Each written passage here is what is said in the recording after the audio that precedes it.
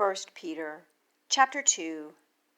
Having put aside then all evil and all guile, and hypocrisies and envyings, and all evil speakings, as newborn babies, desire the reasonable, unspoiled milk, so that you may grow up to salvation, if it so be that you tasted that the Lord is good.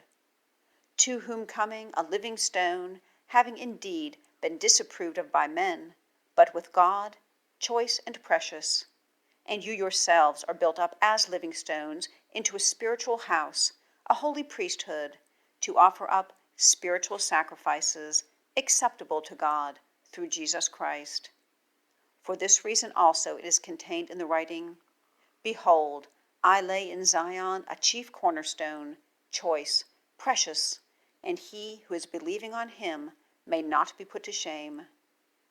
To you then who are believing, the preciousness, but to the unbelieving, the stone that the builders disapproved of, this one has become the head of the corner, and a stone of stumbling, and a rock of offense, who are stumbling at the word, being unbelieving, to which they were also set.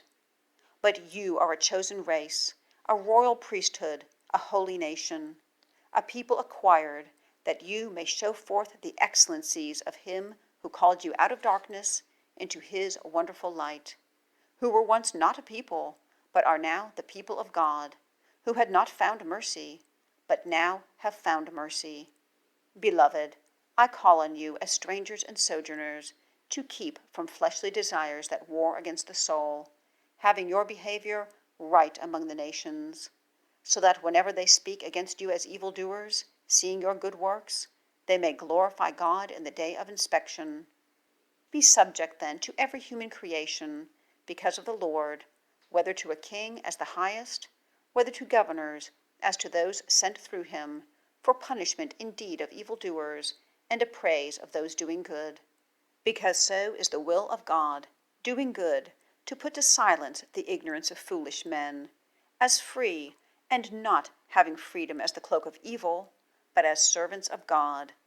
Give honor to all, love the brotherhood, fear God, honor the king.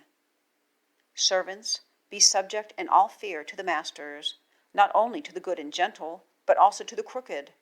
For this is grace. If anyone endures sorrows because of conscience toward God, suffering unrighteously, for what righteousness is it, if sinning and being battered, you endure it? But if doing good and suffering for it you endure, this is grace with God. For to this you were called, because Christ also suffered for you, leaving to you an example, that you may follow his steps, who did not commit sin, nor was guile found in his mouth, who, being reviled, was not reviling again, suffering, was not threatening, and was committing himself to him who is judging righteously, who himself bore our sins in his body on that tree, that, having died to sins, we may live to righteousness, by whose stripes you were healed. For you were as sheep going astray, but now you turned back to the shepherd and overseer of your souls.